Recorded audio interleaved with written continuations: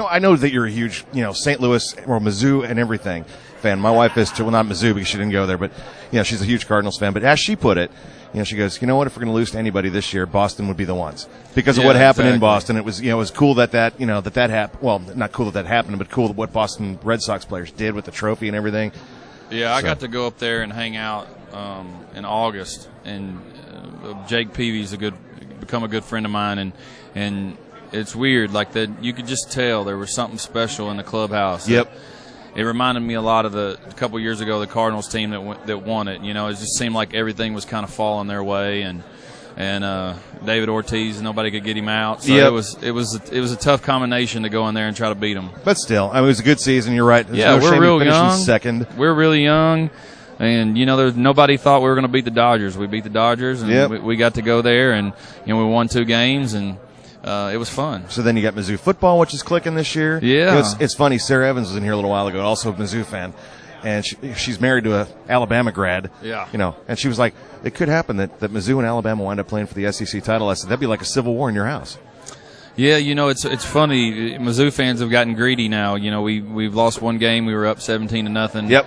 Gave it up, and if you'd have told me at the beginning of the year we'd be 8-1 at this point in the season, I would have been doing jumping jacks naked. But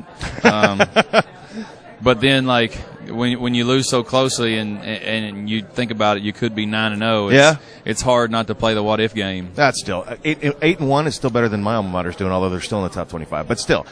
Moving on to non-sports subjects, you've got music out now, new music, first time in a while. Yeah. And have you figured out when an album's going to come out yet? The first part of next year, I think February of next year. Got it. Because is it done yet? Yes. Is the waiting? Do you understand the mechanics of it and why it happens? But that can't be easy for you to say. Well, it's done. Why can't we put it out now?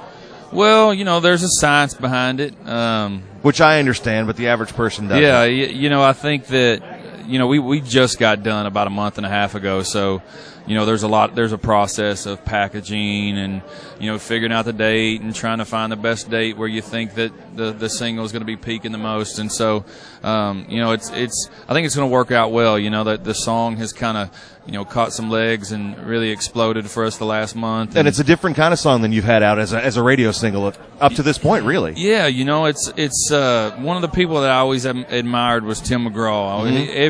Every album it seemed like he was trying new things and exploring kind of new territory, and I felt like that.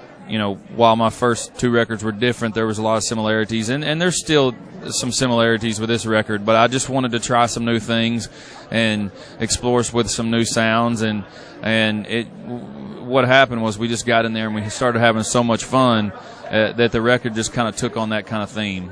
Oh, it's a fun record then, sort of. I've gone happy, man. I don't know if you've heard, but no, I've well, you think about some of the hits you'd had in the past. Red Light, certainly not a happy song. Yeah, Let It Rain. An unfortunate song, yes. Let It Rain, not a happy song. Turning Home was kind of a wistful song. Yeah. It was just time. It was time to go happy. Right. And when I first heard the song, I felt like at this point in my life it was a perfect song to kind of explore some new territory with. Oh, it's good to see you happy. Good to see you. And it's good to hear you happy. Even that more I so. am. Yes, you are. Exactly. It's great to see you, David. Good to see you, Mark.